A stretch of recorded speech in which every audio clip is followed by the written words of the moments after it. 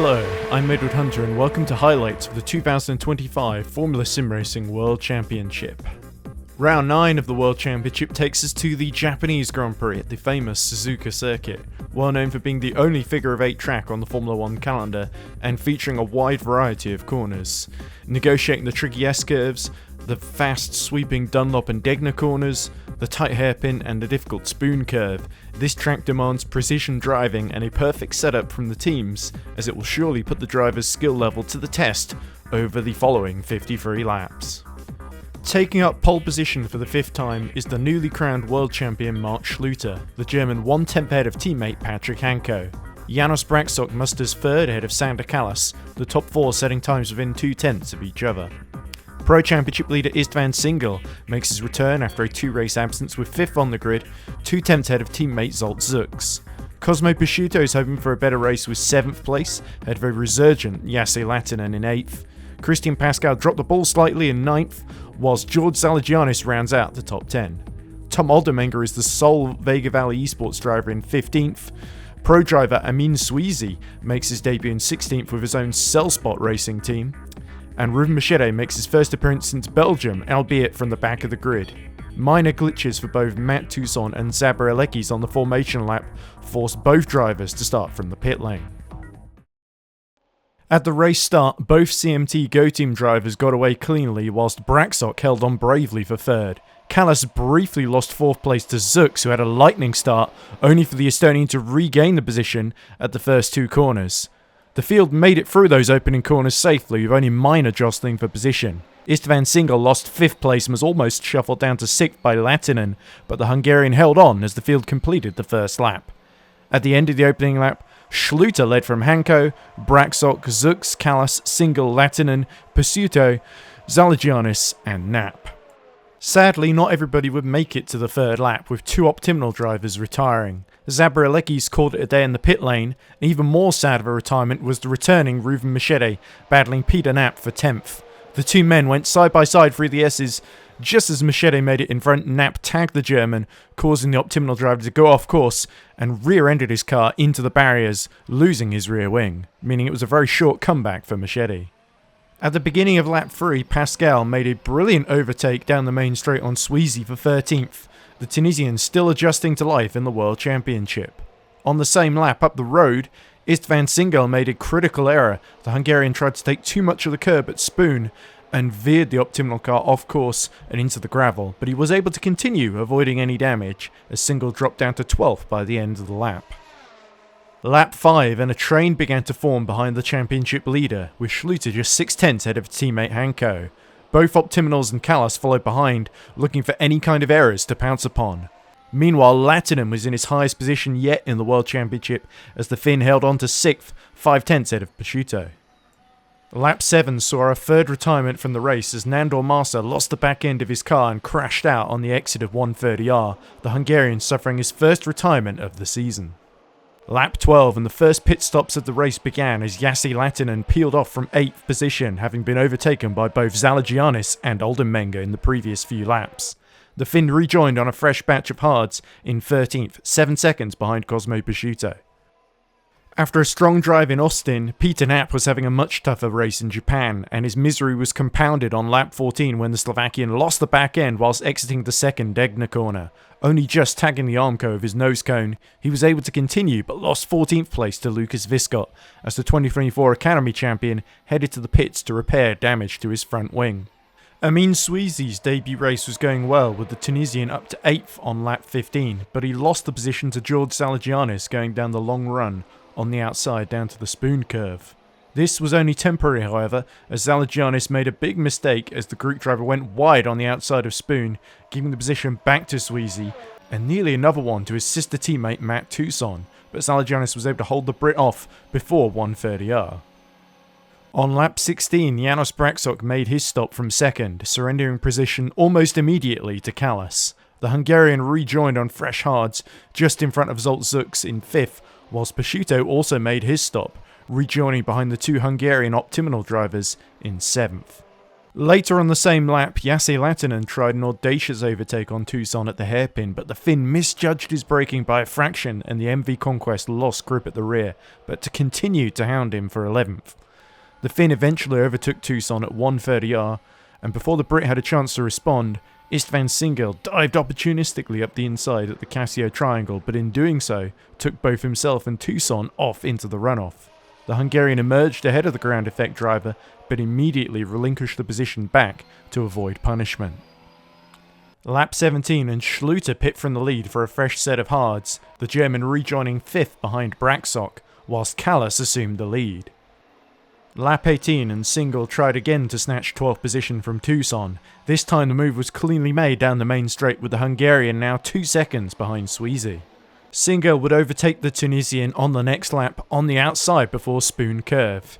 He responded by making his first stop of the race on lap 20, surrendering 12th to Matt Tucson. The Cellspot driver rejoined in 13th on a fresh set of hards.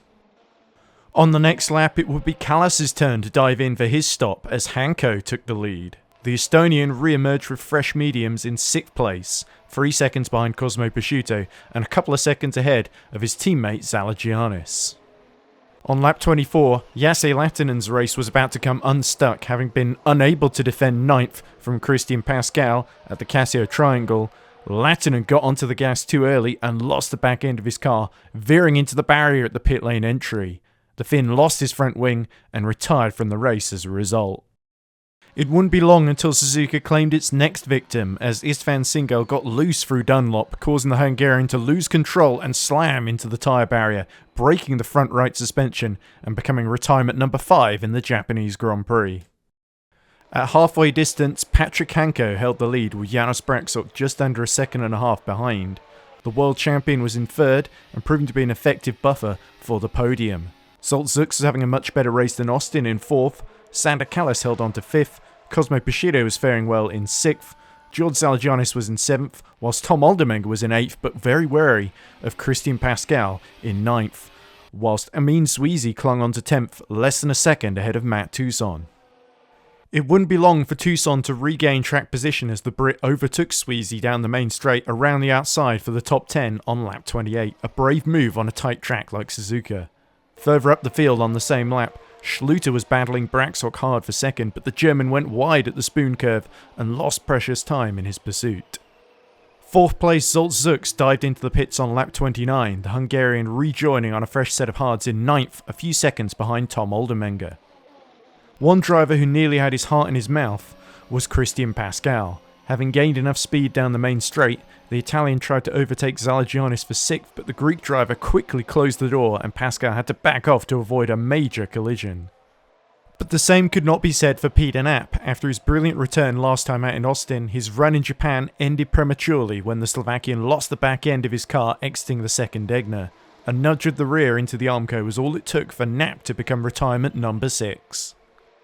Lap 32, and having tempted fate a couple of laps prior, both Zalagianis and Pascal finally came to blows when the Italian once more attempted an outside pass, with the ground effect car closing the door again. This time the wheels of both machines tangled, and Pascal was sent into the barriers. The CMT Go Team driver continued front wingless, his race ruined. On lap 33, all of the top 3 pitted at the same time in a rare occurrence as Hanko led Braxock and Schluter to their stops. All 3 rejoined in 2nd, 3rd and 5th. Schluter lost out to Zalagianis, whilst Callas assumed the lead. This would not be the state of affairs for long, however, as Schluter overcame the Greek driver before 130R, and Callas promptly pitted for fresh hards, with Hanko taking back the lead. Lap 37, and one man who'd kept his head down all race was Cosmo Prosciutto, the American fighting to turn his fortunes around after 2 non-finishes, with a fantastic overtake on Aldermenger over the bridge, which he completed through 130R, vital points on the board for the man from Boston. 2 laps later, it was Christian Pascal's turn for an almost identical overtake on Lucas Viscott at the same location, the Italian refusing to give up his race just yet. As the field approached the final 10 laps of the race, it was all falling into place for Patrick Hanko, the Slovakian in complete control of his own destiny.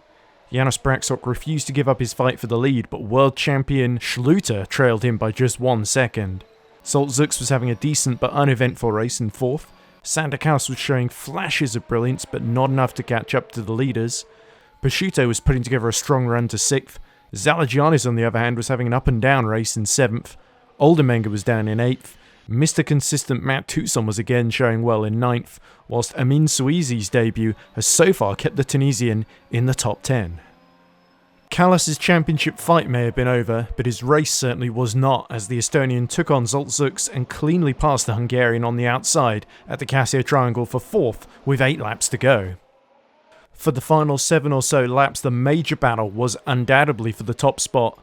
Patrick Hanko held onto his nerve at virtually every corner, but Braxok, on the other hand, was under severe pressure from Schluter as the gap decreased constantly between 2nd and 3rd by the lap.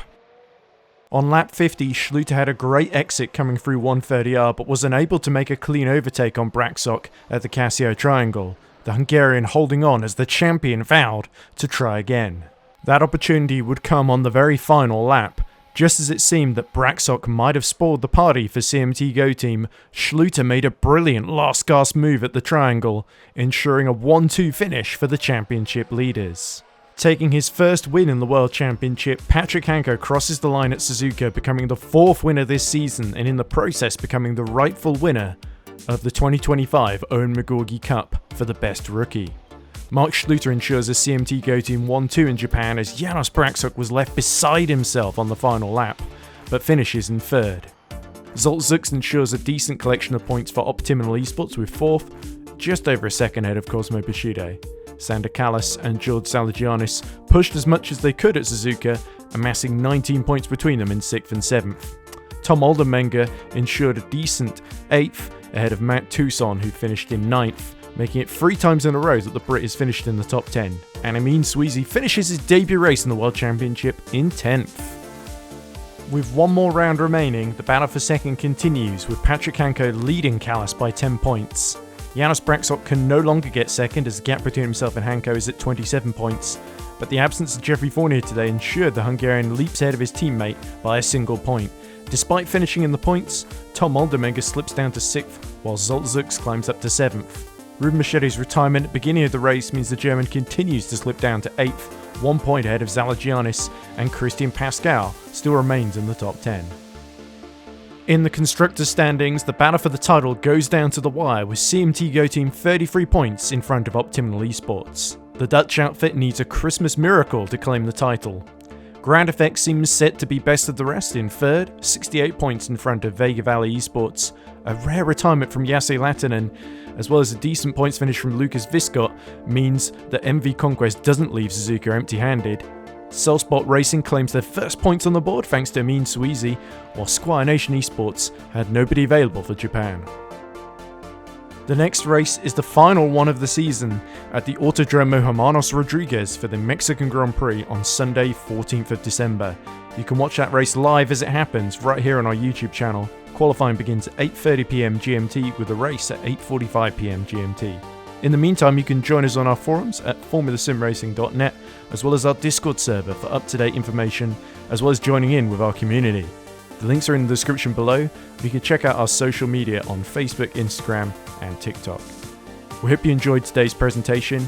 I've been Edward Hunter, and join us next time for the final round of the 2025 Formula Sim Racing World Championship.